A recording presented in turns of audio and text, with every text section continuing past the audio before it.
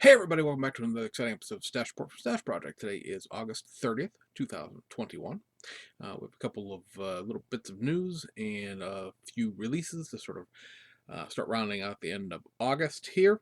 So on the announcement side of things, Platts Nunu has added yet another one of their reissues with window masks. Again, these are only available in Japan. It'll be a reissue of the FIA Macau GT 2015 Audi R8 GT3.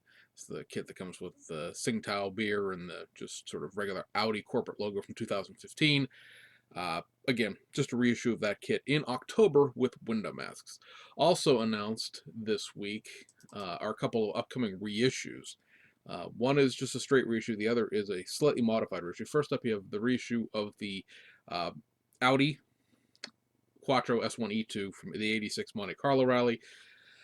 The contract that existed between BMAX and Aoshima seems to have expired, as we are now starting to see BMAX labeled kits underneath the Platts distribution banner. For a quick recap for anybody who's new to the channel and doesn't necessarily know a lot about these guys, BMAX, Nunu, and Autocolor, the decal company, are all owned by the same ownership group. And BMAX was a name they used with the distribution deal they had with Aoshima when they first started up. They did all these Toyota or all these Chevy Cruises and a whole bunch of other kits, and up to and through this E2 version of the Audi Quattro, which is of course the crazy winged, flared Group B version of the car, not the sort of more sedate version that just was released underneath the Nunu label with the non-wings Olympus Rally.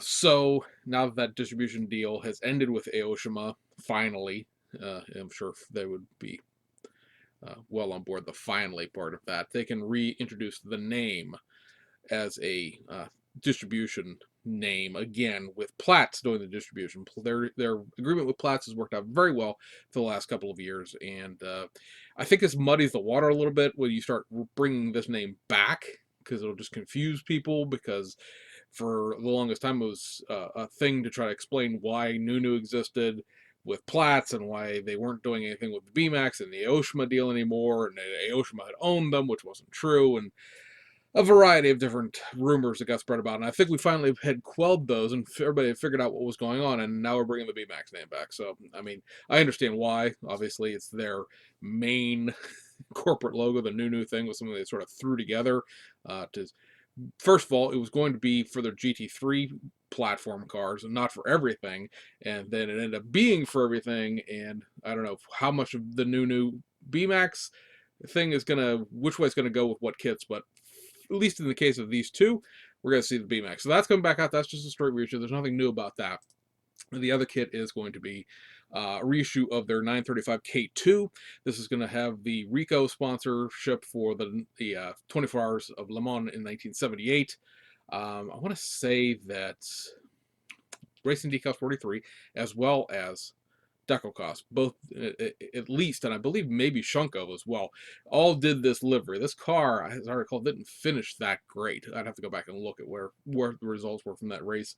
It's been a while since the K2s were around, but this is another thing we're seeing coming back with the BMAX name. Now, you recall the original version of this was the Valiant or Valiant, however you pronounce that company in Germany. There was the green car and the white car, so this is a new set of decals. That should be it as far as the changes in this kit. But this, again, is being shown as coming back out. Dates on these are before the end of the year. Their release dates mean absolutely nothing, as we've known for the last probably 2 years.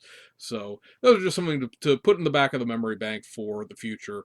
If you're interested in those kits will be coming back out. The E2 version of the Audi getting a little hard to find, so a reissue of that, and then I said the K2 also getting hard to find, but coming out with a different set of decals this time around. The other announcement, as far as kits go, is the uh, October kit for Salvino's JR, and that is going to be this 1982 Buick Regal, the Cale Yarborough driven MC Anderson Racing 1982 Southern 500 winner. So a reissue again of the Monogram 124 scale kit from back in 1981 and 1982 time period, and with a new set of Power Slide Supply decals for you folks who are into the slightly vintage NASCAR. Now we do have one other tease as far as new stuff goes, and that is some test shots from Aoshima on the Pingani Zonda, and they are showing you in this one the engine and the rear subframe assembly, giving you an idea what this is going to look like when it's all assembled up. By the way, the little characters that you see there in the pictures literally translate to front and other side, or front and rear in this case, other side being the literal translation. So uh, it looks okay, I guess. It's kind of hard to judge some random plastic parts sitting outside of the vehicle, but on this one we get sort of an idea of what the entire frame or chassis plate and front rear suspension look like, as well as the interior and the seats. So a little bit better idea there. Um, if this were to come out on time, it should be an October release. The tooling is supposedly done and delivered, so we'll see when it is actually released, and we'll go with that date for now. Actually, no, September. This is supposed to be a September release, along with the 2000 GT. I've seen a few test shots of the 2000 GT. None of them were good enough pictures to really post up, but it's going to have separate chrome trim, the way the Nissan Fairlady ZG from Tamiya just came out with a few months ago. So that's a little bit of a, I guess, an ease of build type thing. So we'll see how that plays out in the future. This chrome trim being separate thing goes as far as other kits and other manufacturers. And, to me, is always sort of pulling a new little trick out of the bag, and that separated trim was certainly one of them. Aoshima sort of following suit with the 2000 GT late version.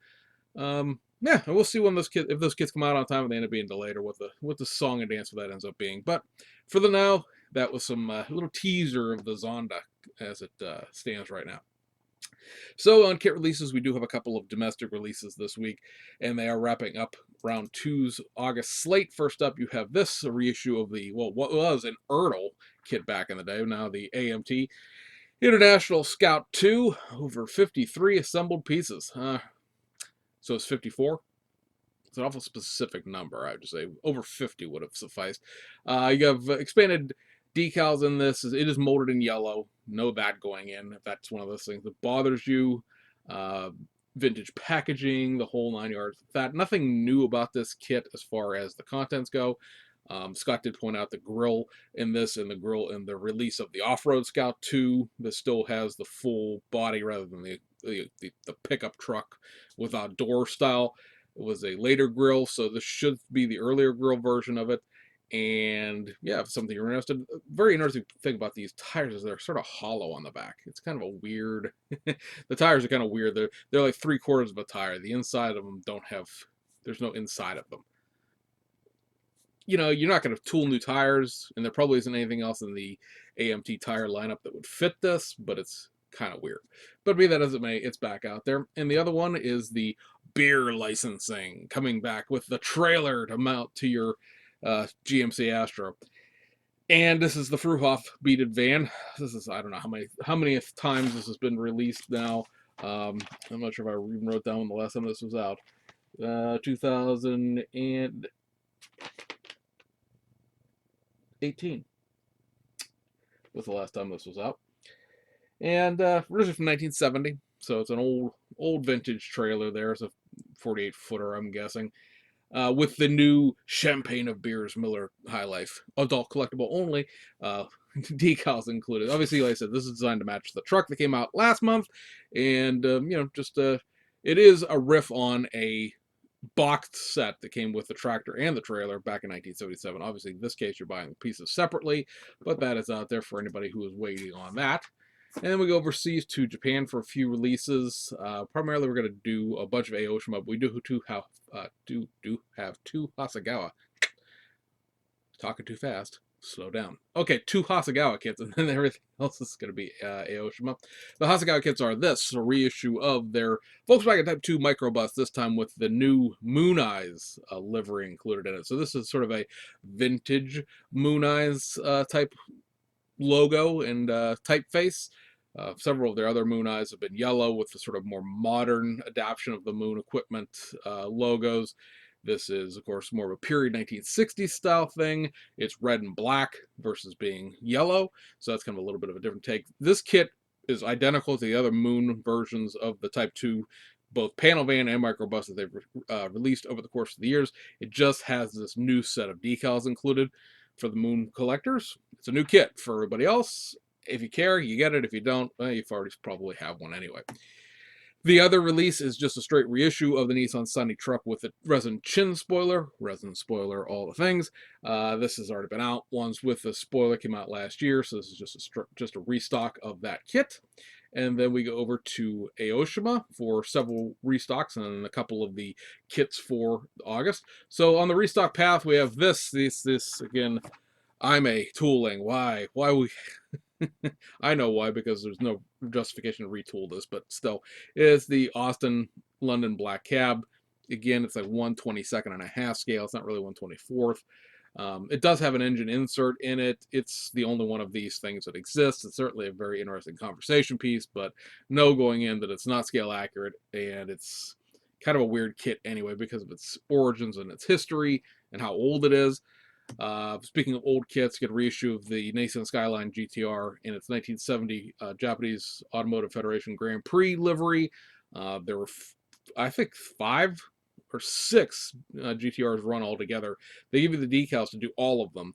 I believe it's the number 58 car over there on the far right side is the car that won this race, or it's the 56, one of the two. I can't remember off the top of my head right now, but regardless of which, those cars started up front, stayed up front. They finished basically first, second, third. I think it's 5th and 6th, and yeah, it's an option for you. These are curbside, hoods open, giving you a race day view of them, but they are curbside and they don't have engines. The hoods don't open, so keep that in mind.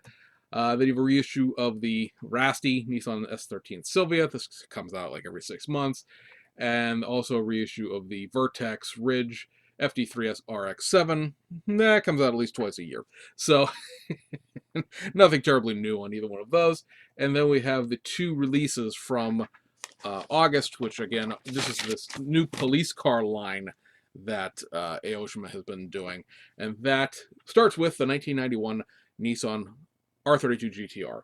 This has several new parts in it that I was not expecting necessarily because this has been done before. This has, among other things, an entirely new light bar system, a couple of new interior pieces, the new radar system. That's what that big white block is in the middle of the light bar. It's the radar. I believe the hood bug screen thing is new as well, and new sets of decals in here and things like that. So it's pretty tuned up, if you will, for this new police car line. They could have just spit out the version of it that came out in the past. Their R32 is a curbside. It's probably the weakest of all of the R32s that are out there, especially now that you've added a Hasegawa one on top of the Tamiya one, and other options out there. So yeah, if you want a police car though, this is a pretty good way to go about it. And then the other one is what is known as GR 182. So this is a 2003-2005 Toyota Crown. This is buildable either as a patrol car or the protective service car or a traffic car. I think they also use them for that, which has, again, that little light that slides out of the roof. Very interesting way they went about this. So all of the emergency equipment on this kit is new as well. So the light bar on the full-size car, as well as the little mini Kojak light, they're new. The hood lights are new. The grill lights are new. And the roof light doesn't necessarily come with a bin to put the light in, which I thought would have been cool if you at least got like a decal outline or something like that. But on the inside, underneath, which you won't see, but it's still cool anyway, is a little thing you stick onto the bottom of the ceiling to give the shape of the box where it would sit when it was lowered. So that's kind of an interesting tweak to that. I still say it should have a little square decal for where the thing would sit if it was closed. But again, like I said, all new lighting here.